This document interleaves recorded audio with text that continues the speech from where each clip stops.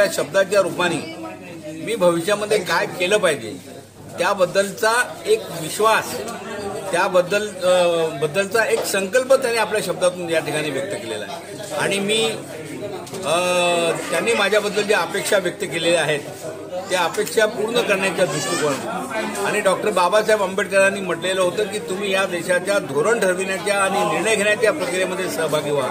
मी त्या दृष्टिकोनातून पुढे मार्गक्रमण करणार आहे आणि माझ्यामध्ये असलेलं कौशल्य किंवा माझ्यामध्ये असलेली जी काही गुणवत्ता आहे किंवा माझ्यामध्ये असलेलं जे टॅलेंट आहे ते सर्व माणसांच्या उत्थानासाठी कसं उपयोगात आणता येईल त्या दृष्टिकोनातून मी माझी पुढची वाटचाल या करणार आहे। आणि ह्या सत्काराच्या निमित्ताने लोकांनी ज्या भावना व्यक्त केल्या त्या भावना ज्या आहेत त्यांनी मला माझं मनोबत वाढवलेलं आहे आणि त्या नैतिक बळ वाढवलेलं आहे। त्या नैतिक बळाच्या बळ जे आहे तेच मला माझी पुढची दिशा या ठिकाणी ठरविणार आहे।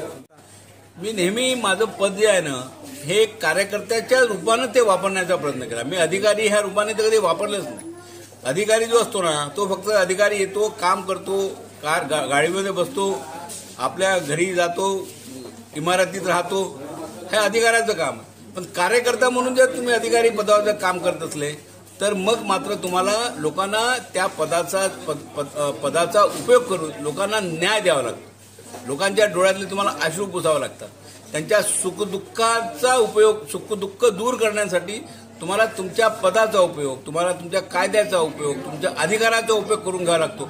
आणि म्हणून अधिकाऱ्यांनी कार्यकर्ता असणं अगोदर आवश्यक आहे। तो जो कार्यकर्ता असेल ना तोच खऱ्या अर्थानं लोकांना आपल्या अधिकारी पदाचा न्याय मिळवून देऊ शकतो। आणि म्हणून माझ्यातला जो कार्यकर्ता आहे तो जिवंत असल्यामुळे मी माझ्या पदामध्ये यशस्वी झालो। श्रेय कोणाला देणार? माझं पहिलं श्रेय माझ्या आईला दिलं आहे मी, कारण माझ्या आईनी मला घडवलेलं आहे। तिने स्वप्न पाहिलं होतं की मी जरी काबाड कष्ट करते, मजुरी करते, भाजीपाला विकते, तरी सुद्धा माझा मुलगा जो आहे तो मोठ्या पदावर पोहोचला पाहिजे आणि तिथून त्या पदावर पोहोचून त्यांनी लोकांना न्याय दिला पाहिजे। हे स्वप्न तिने जे पाहिलेलं होतं त्या स्वप्नाची पूर्तता मी करू शकलो।